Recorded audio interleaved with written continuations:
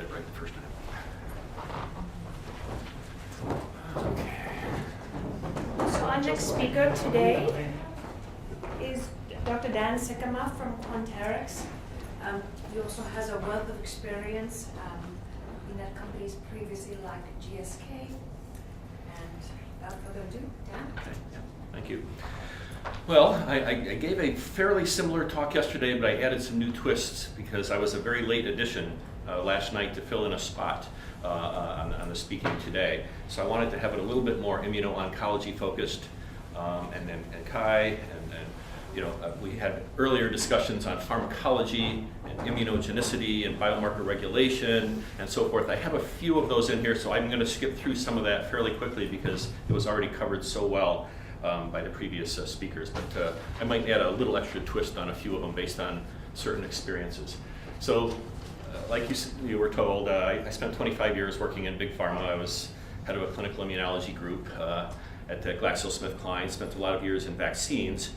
And I also headed up an IMI project in Europe, which was studying immunogenicity. It was called Everrisk, and it was the world's largest public-private partnership to study immunogenicity. We had about 40 million euros to study immunogenicity for 5 years, and to actually try and create some WHO reference standards, because they don't really exist. And people can say whatever they want about their immunogenicity assays, whereas I'll show you in the vaccine field, there are very specific reference standards for immunogenicity to diphtheria and tetanus and polio and measles, but those don't really exist in the biopharmaceutical world today. But that was one of our aims and one of our goals of that project.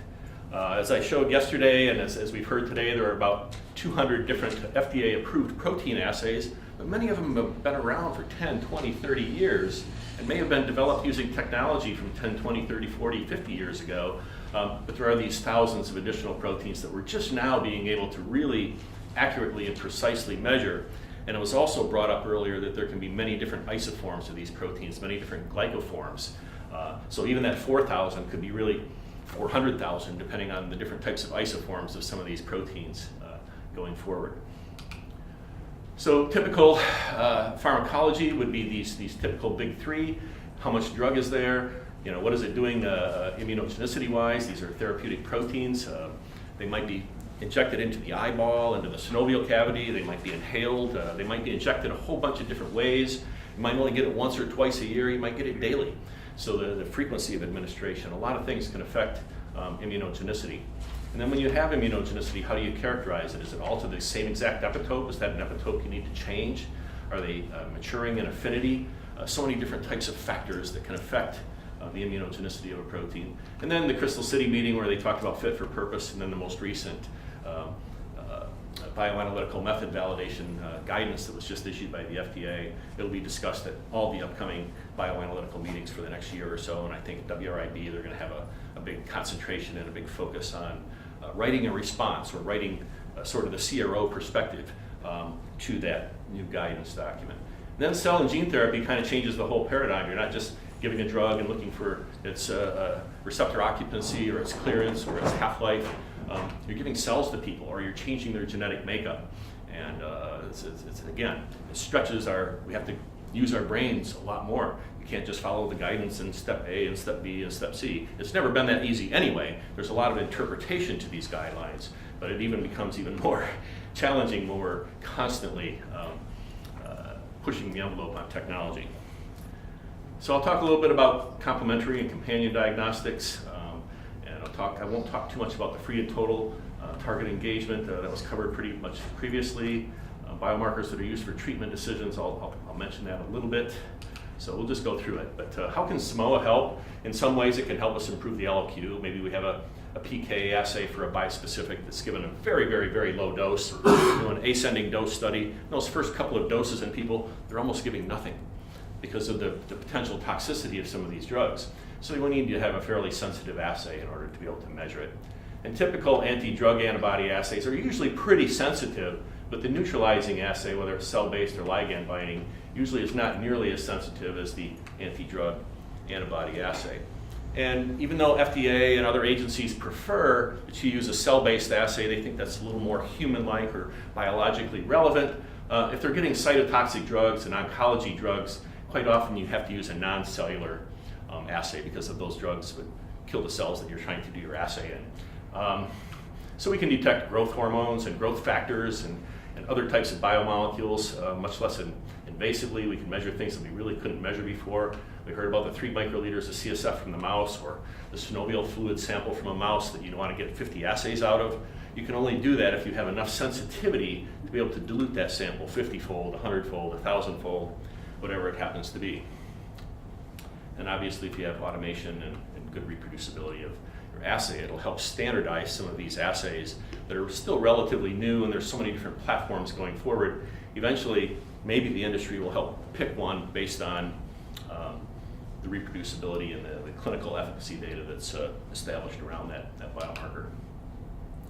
So we heard that biomarkers could start out with a big bag full of biomarkers, and you work your way down to a very specific marker that is some sort of a surrogate of efficacy or helps you determine the safety of your drug. So they can be used a variety of different ways to help you in dose selecting and modeling and stratifying the patients, getting the right patients the right drug at the right time, or differentiating one product from another. A whole variety of different ways that biomarkers are used. And sometimes you don't really know. It's an unconfirmed mechanism. And you're trying to really understand what that mechanism is. Good news is the FDA is starting to really get on board with biomarkers. It took 10, 20, 30 years for this whole biopharmaceutical revolution. We've been talking about it since the 70s and 80s, but now we have hundreds and hundreds and hundreds of antibodies and therapeutic proteins coming onto the market all the time. We've only had 2 drugs approved based on a biomarker, and one was in May 2 years ago, and just the second one just a couple of weeks ago. It's the first time the FDA ever approved a cancer treatment based on a biomarker, not a specific location in the body of the tumor biopsy. There is a CEDAR Biomarker Qualification program. Several of us from our company went and visited with the FDA, spent about 2 hours with them, 2.5 hours. They almost didn't want to let us go. They were so excited about the work that we're doing that they kept us. It was supposed to be a 1-hour presentation. They kept us for 2.5 hours. I was like, usually you ask for a meeting with the FDA, they go, no, or yeah, we'll give you like 5 seconds. But anyway, it was pretty nice. There is a list of qualified biomarkers that are on the website. It's not a very big list. The list of actually clinically validated biomarkers, whether it's hemoglobin A1C or glucose, cholesterol, whatever it happens to be, blood pressure, fever, qualified biomarkers, and disease-specific biomarkers even more so. Very, very small list. But we expect to see a lot more biomarker-driven drug development and approval in the future, especially in the oncology field, where approximately 70% of drugs coming to the FDA in phase 2 and phase 3 have some sort of an associated biomarker with that program now. So going back a couple of years to the Crystal City meeting, they broke it down into 2 categories. Are you just gathering some information? You're just making some internal decisions. You're not going to report the data to the FDA. You're not going to make a claim. You just want to see what pops up. You're going to look at you're doing the fishing experiment. Or are you going to actually try and make a claim and make decisions and treatment decisions? If they're above a certain level, they get this drug. If they're not, they get the other drug, et cetera. If you're going to make those types of claims, the level of validation needs to be commensurate with the decisions that you're making. So, and a lot of these things, I said I wasn't going to talk much about immunogenicity, but they appear on the label. There's actually going to be a label on there, and it's going to have potentially even black box warnings. There's going to be all these different attributes that have to be described, and you're doing it for a relatively short period of time in your clinical trial, but that goes on the label. That's forever. And the data that you do in your clinical trial in country A or country B, does that represent the whole world? Every time you go to a new country, do you have to do a different study to show because of potential genetic differences, but potential environmental differences? They're breathing in different pollens, they're getting exposed to different microbes, whatever it happens to be, that could cause differences. So it gets very complicated. So it really came down to 2 things. Define the intended use. Are you going to be just you're going to use it for decision making, or are you just going to gather information? And they also focused on parallelism. We heard people talking about multiple isoforms of a protein. And we all know that in the biomarker world, unless you're using an endogenous calibrator, most people are using a recombinant protein of some sort. It's produced in a CHO cell, it's produced in E. coli, it's produced in whatever, yeast. But you're measuring an endogenous substance in people. And those substances in people could have a lot of different post-translational modifications. They might be slightly different glycosylation patterns. There might be 90% of this glycosylation pattern instead of 5, but your recombinant protein might be completely different. So your antibody choice, your antibody pairs, the specificity of the antibodies, because your recombinant protein is getting titrated. And you need to be able to show that the endogenous samples, when those are titrated, will titrate in parallel. Are you going to get the same result, or are you going to get a different result at a 1 to 10 versus a 1 to 100, or the mouse sample that you need to dilute 1 to 1,000 in order to get a result? Is it still a relevant result? So that was really stressed because it's never really appeared in regulations in a big way before, except by the United States Pharmacopoeia. The USP was the only regulatory document that really has been pushing parallelism for a long time, but we all realize it's very important. And this paper, published by Biogen a couple of years ago, highlighted that. They actually looked at 9 different immunoassay platforms, 2 of which were ultra-sensitive. And not only did they look at precision and frequency of analyzing an endogenous analyte, but they also looked at parallelism. Correlation was kind of mixed across the board, and it wasn't really relevant because it's the correlation to the whole data set. And if you don't have any data, it's pretty hard to correlate. But when it came to parallelism, it was the ability to dilute your sample and get a comparable result across a minimum of 5 two-fold dilutions. And that's the current standard that's recommended in the FDA guidances. And you could fail parallelism because you couldn't dilute it, you would get no result. It was below the limit of quantitation. If you don't have that sensitivity in that range, there's no way you can do a dilutability experiment, or you diluted it and you got a completely different result. So that was another reason why people would fail parallelism. So FDA, again, there's going to be a big splash at WRAB talking about the new method validation for bioanalytical methods. There's a lot of different types of biomarkers. We're talking mostly about digital immunoassays and proteins and peptides and cytokines and chemokines and different types of things like that. But it could be also a biochemical marker such as glucose or potassium or sodium in the blood.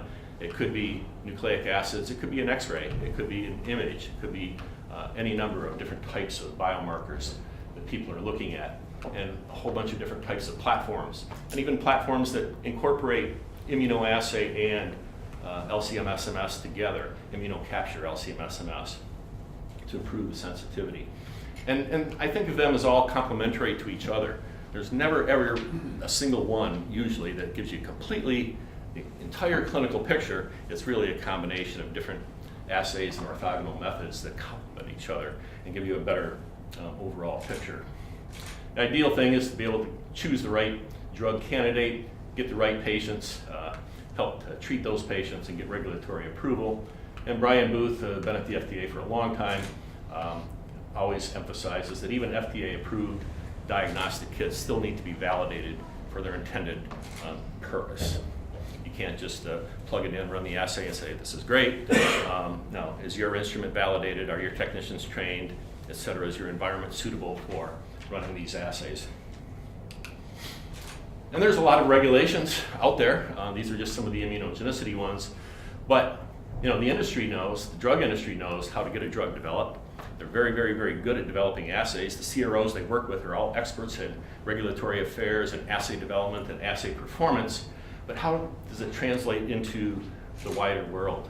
You can't just go to your doctor's office today and say, geez, my arthritis drug isn't working. I bet you I have neutralizing antibodies against Humira. Maybe I should try Enbrel. Your doctor won't have an assay for that. They will just change drugs from drug A to drug B and hope it works, and if it doesn't, they'll try drug C. But if you're a child with a rare disease and there's only one treatment for you, you get that treatment, you live. You don't get that treatment, you die. You don't have that alternative to be able to just switch medications. And the diagnostic field hasn't really caught up to the drug development world. It's always a lag, 5, 10, 15 years behind. Maybe they don't even want to touch this diagnostic. It's too complicated, it's too difficult, it's not reproducible enough. The reagents aren't available and aren't scaled up enough to be able to take this particular diagnostic global. Or they don't really know what the market's going to be. And they don't want to invest in it early, because what if the drug fails in phase 2 or phase 3? They've made a big investment, there is no drug, they don't need the diagnostic. So they tend to come late in the drug life cycle. You've seen this slide a million times. We're about 1 million-fold more sensitive than some of the first ELISAs that were developed back in the 1970s. We used to think we were pretty good. We can get down to 5 nanograms or something with an ELISA. That was great.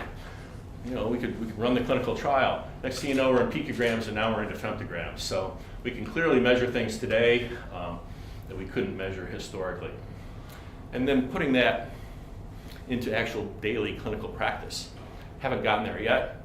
We're hopeful. We feel that there's going to be some real game changers, some things that are really going to help people, help drug developers, help patients. Immuno-Oncology. So talking about an oncology thing. So talking about things we really couldn't measure before. This is something we really have always been able to measure, but maybe we weren't measuring it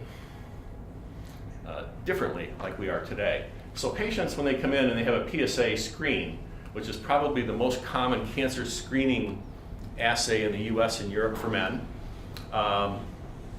if they're above 100 picograms, they're going to get treated. They're going to go and they're going to get biopsies. They're going to get a variety of different treatments and follow-up.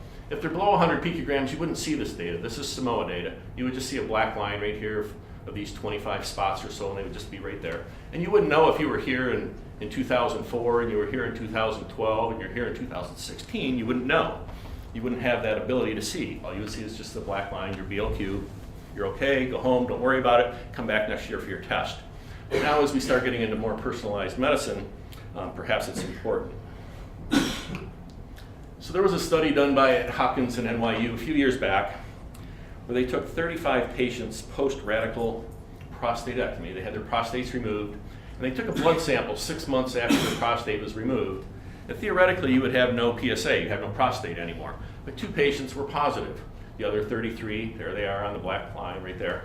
They wanted to follow those patients for 5 years to see which patients had recurrent cancer and which patients did not. So they actually ran it on the Simoa, those same samples that I showed on the previous slide. There's the 2 that were above the current cutoff. And granted, this current cutoff right here is based for primary cancer, not for recurrent cancer. But they followed those patients for 5 years, and 100% of the patients that were above 10 picograms had recurrent cancer. There's a few in the middle between 3 and 10, but 100% that were below 3 picograms did not have recurrent cancer. So this is taking an old assay, improving it using modern technology for a different application, but it's still one of the most common cancers in the United States. This is a variation on the slides that Barry was showing. Drug development historically has not been that great. With infectious disease, it's been a little bit better. We have vaccines, we have antibiotics. People have a fever, they know they're sick, they get treated. But a lot of these diseases are very, very silent until they become life-threatening or very late stage. Sometimes you don't know you have pancreatic cancer until it's stage 4. Alzheimer's disease could be ongoing for 10 years before you have symptoms. A lot of these neurodegenerative diseases, there's a process going for a long time.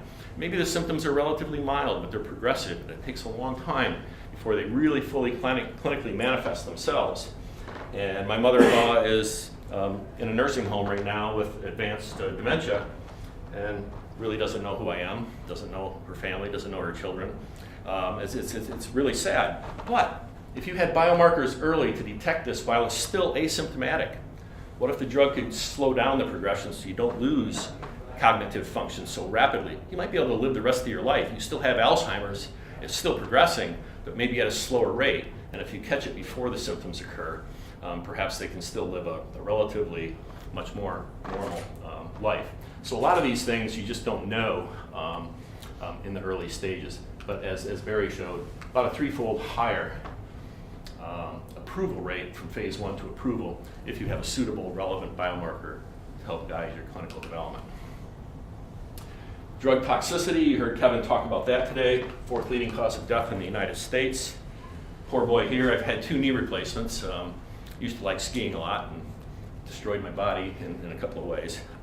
So 2 artificial knees, and after my 2nd knee replacement, I came home from the hospital, took the long-acting opioid that they gave me as opposed to the short-acting one in the hospital where they give it to you every 4 hours, and took it at 11 o'clock at night and went to sleep.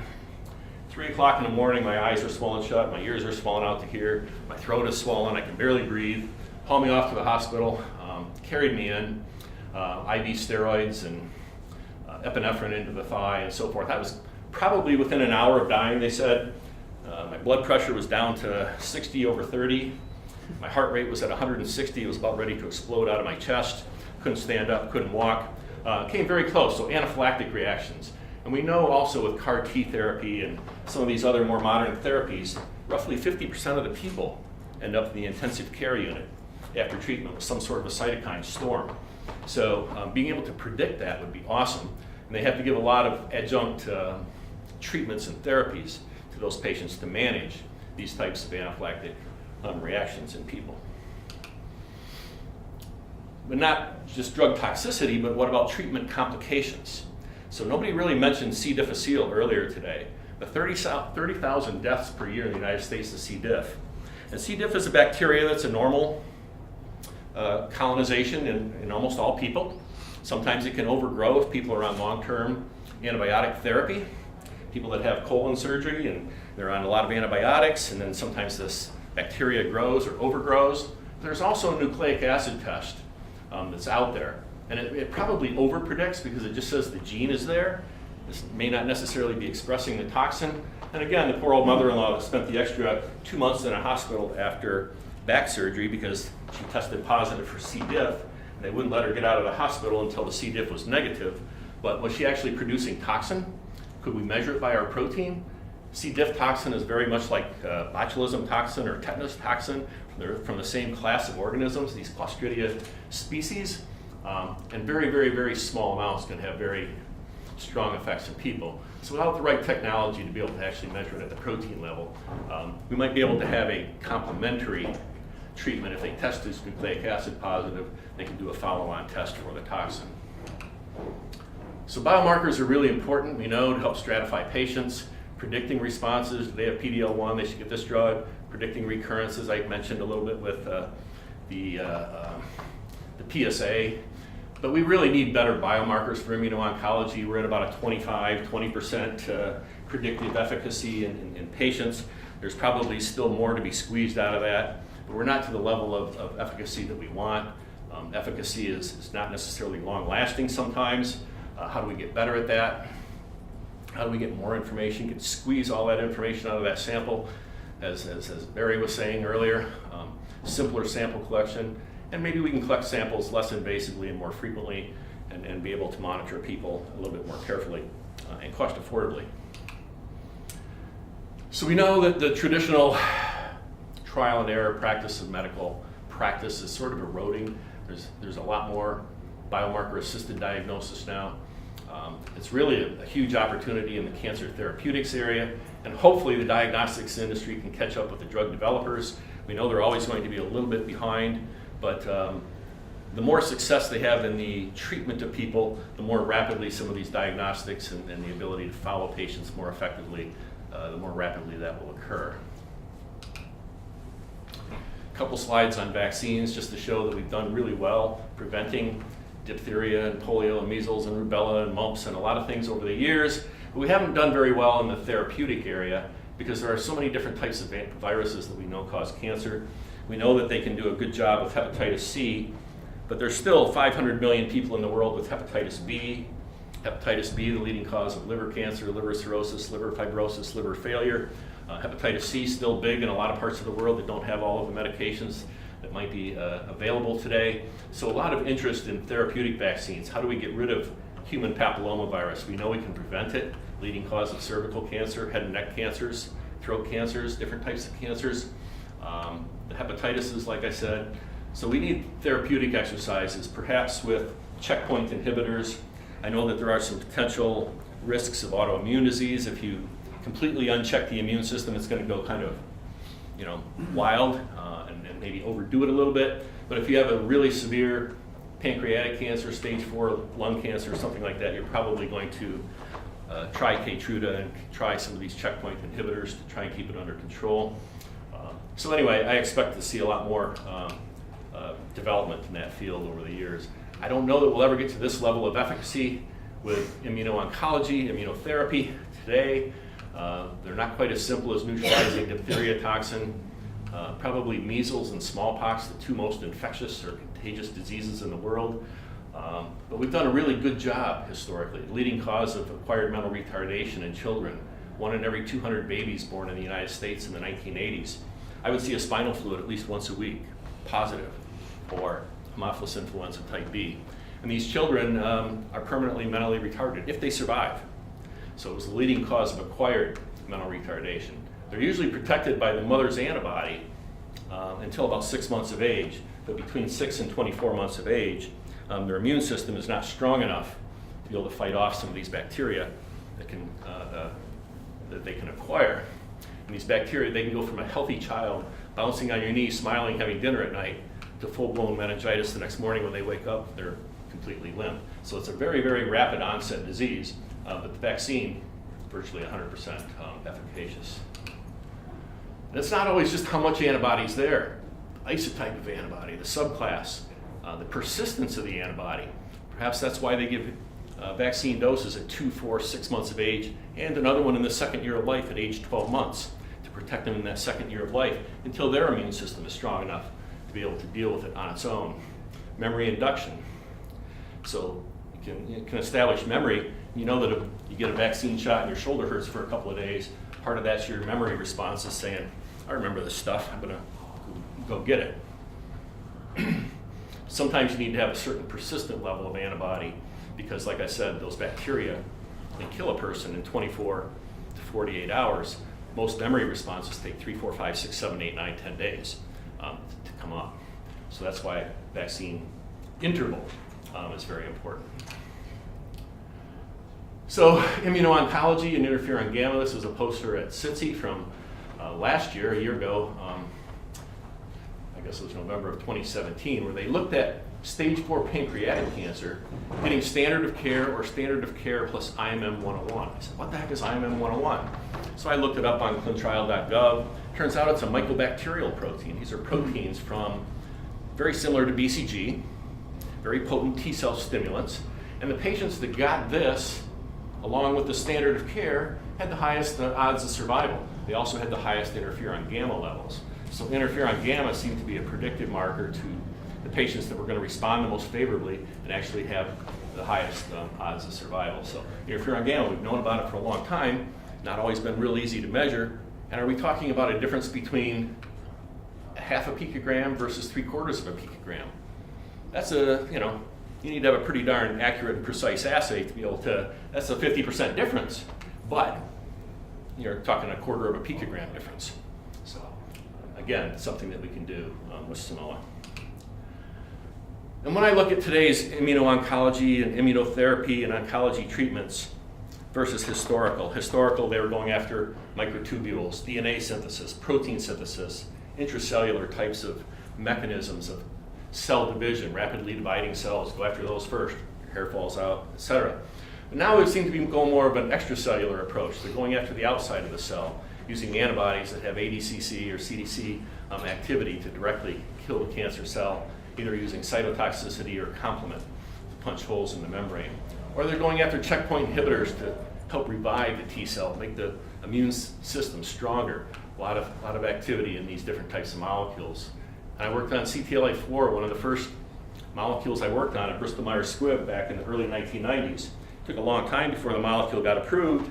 They were going after psoriasis and other kinds of things not quite as serious as the cancer field today, but there's a lot of activity in these different markers today.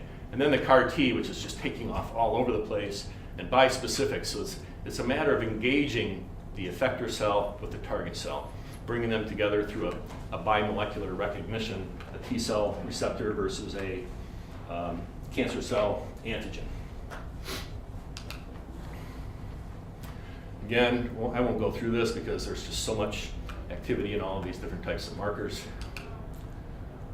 We have a variety of different cytokines that people have asked us to run, depending on what type of T cell biology they're looking at. Are they trying to upregulate something, trying to downregulate something, trying to tolerize people that have really severe immune system responses against enzyme therapy in children? Like I said, if they don't get them, they're fatal. They need to resolve those issues. So different types of biology that we can measure, different types of samples that people have looked at. And I just put a couple in bold that tend to be the most relevant in the immuno-oncology field. People, a lot of interest in exosomes today. But people are looking at tissue biopsies and extracting proteins from those tissues, or they're culturing PBMCs and looking at the lysates or this culture supernatants from those PBMCs. So when it comes to exosomes, and we hear the term liquid biopsy, but really any blood sample you take is a liquid biopsy, but it's been kind of associated more with oncology and exosomes more recently. But we've been doing liquid biopsies for glucoses and everything for decades. But blood microvesicles, there's a lot of different types of them. Those that are just from the surface of the cell breaking off, versus those that are actually actively secreted from endosomal membranes. They can range in size depending on what type of membrane fragments they are, or are they actually secreted endosomes. They can be in really high concentrations, especially even higher if there's a lot of activity going on where you're treating cancer with irradiation, or they're complement to lysis of cells, tumor progression. And in the case of leukemia, CLL, chronic lymphoblastic leukemia, they call them smudge cells because they break in the bloodstream. So when you look at a peripheral smear, you can see intact lymphocytes. They have almost a 90+% nuclear to cytoplasmic ratio for cancer cells. You can see platelets here, you can see red blood cells, but they call them smudge cells, and it's almost diagnostic without even doing the test. And I actually have another really quick story to tell. There was a girl I was dating way back when I was working in a hospital, in a clinical lab, and she called me one night. She says, "My father's really sick, can I bring him to the hospital?" So I met him in the emergency room and drew his blood, and he had a hemoglobin of about 4, which is about a quarter of what you need to he could barely breathe, he was hyperventilating, he didn't have enough red cells to carry oxygen. His entire bone marrow was full of these types of cells, and he had about a 400,000 white blood cell count when normal is 5 to 10,000.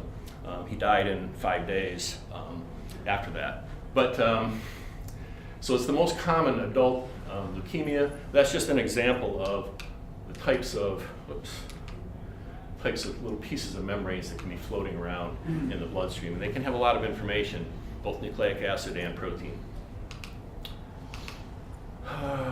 So some challenges. I mean, obviously there's a lot of different proteins in the blood. There's a lot of different tissue proteins. Immunoglobulins have a lot of different clones. We talked about polyreactivity or polyclonal responses and heterogeneity in immune responses. They can have different affinity ranges. They can be all different isotypes and subclasses. And sometimes we're just trying to find 0.00001% of those antibodies that are necessary for our diagnosis or for measuring anti-drug antibody responses. And as Mark Roski, our Senior Vice President, and Kevin were talking about in the session downstairs just before we came back up here, we can measure nucleic acid as well. This was a microRNA example. You can take a probe and couple it to your bead, do hybridization reactions and enzymatic reactions and so forth, and have the same level of sensitivity as PCR, but we're actually detecting directly these microRNAs without amplification, not what we think was there, but what is actually there.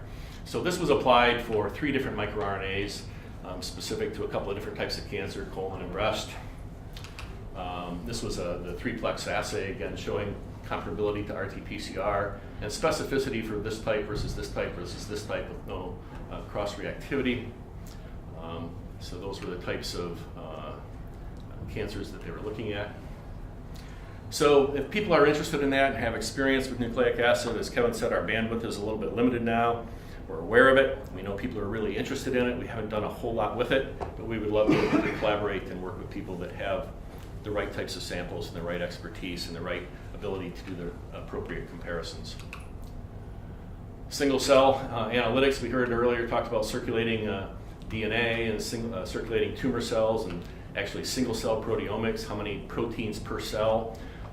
Again, this goes a little bit beyond my knowledge of oncology, but some of the big oncology companies, the Bristol Myerses, all the companies that are real heavy into oncology research are doing this kind of research and publishing on it, and it seems pretty exciting going forward. So we'll see what comes out of that. But that was based on limiting dilution of cells in culture and taking those individual cells and then lysing them in a specific volume of lysate, cell lysate buffer, and then quantitating the number of PSA molecules per cell.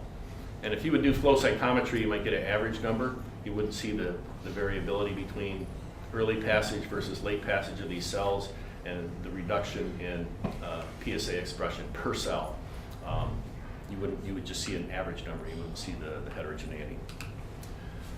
So we know biomarkers really apply to all different types of drug development, whether you're doing target engagement markers and how much is free and how much is bound and how much is complex and how much is bioavailable and how much is neutralized and all of those types of things. One person asked a question about, okay, if the normal level is this, we really need to be able to see below that. And that's because drugs will target this marker. And they're going to take it out of the circulation. But the FDA might want to know, well, how much of it did you get rid of? Did you get rid of 98% of it? Did you get rid of 45% of it?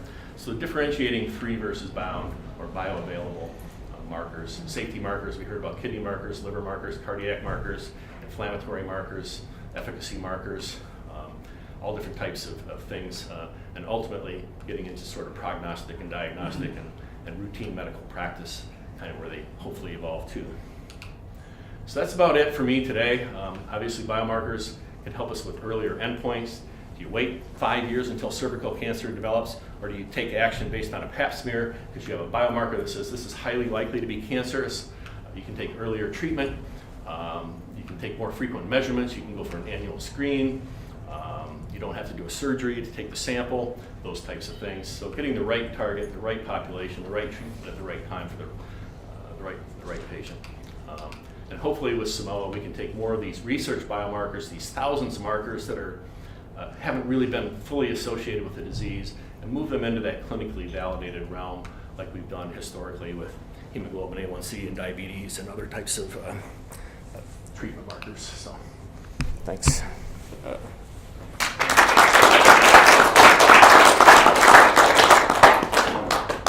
So we are going to actually take a quick 15-minute break. There's some snacks in the lobby, and let me give you a quick stretch, and then we'll come back about 5 minutes after for Professor Ayler's talk, and that will be our final talk for the day before reconvening downstairs. So just again, 15-minute break, so let's go to about 5 after, and then come back up. And we'll have the last section. The snacks are in the lobby downstairs. And then also during the break, Dan will be there, so if anyone has any questions, they can have a chance to talk. Okay.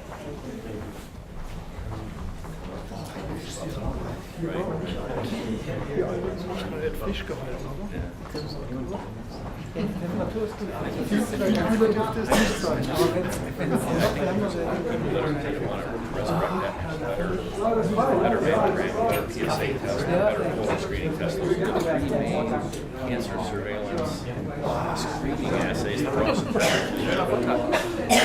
don't have a better test. I mean, we have that one. Yeah, we have that.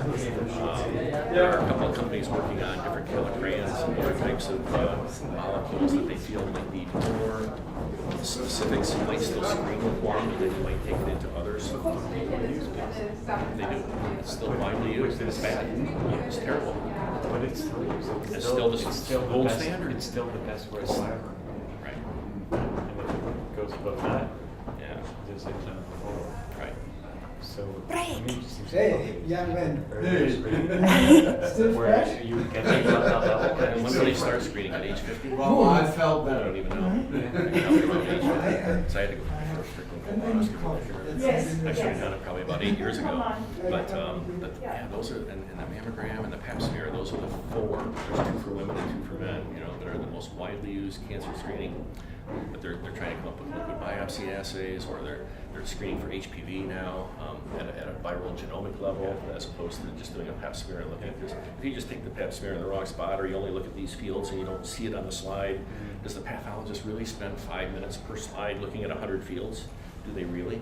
Or are they just I mean, there's an I gotta go golfing at 4 o'clock. I gotta finish my pap smears. There is an obvious application for AI, that's going to take that over in the next few years.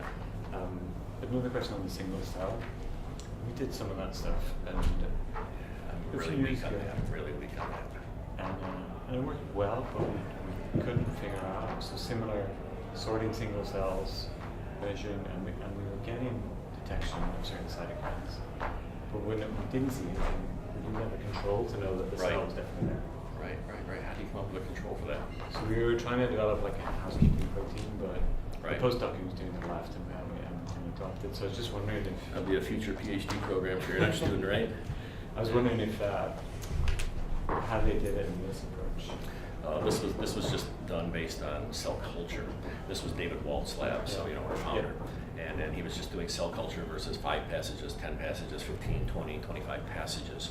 And it turned out that the PSA expression per cell was going down dramatically. And it was just to really illustrate a point that if we really wanted to be able to find those single cells, if people had the powerful ability to sort them, like they do, and they can pull them out of the bloodstream and find that single cell circulating. There was a group at the NIH that was based here in Frontiers Immunology where they stimulated and then sorted like an antibody capture based approach. Right. So I ended up reviewing the paper. So they had If they can antibody capture it without lysing it or without complement activating it or something, so it has to be an Sure, Fc disabled yeah. antibody or something, right? So that was kind of nice to show. Yeah. So they came out Frontiers. Well, somebody's going to come up with some really clever ways on a lot of these things, and sometimes the diagnostic companies just want the real easy ones. Right.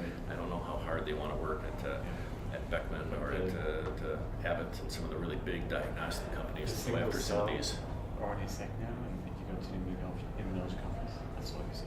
Everyone is doing single cell RNA-seq. And you see all this CAR T stuff. I was in China this past summer. There's got to be 100 companies in China right now making CAR Ts. Whoa. There's going to be some. Hopefully they get it right. Yeah, exactly. Because that stuff can be really, really, really toxic to people if it gets goes after the wrong thing and cross-reacts with the heart. Remember the first few patients that got these adaptimmune or adaptive, whatever the program was. Cardiac toxicity killed the first couple of patients.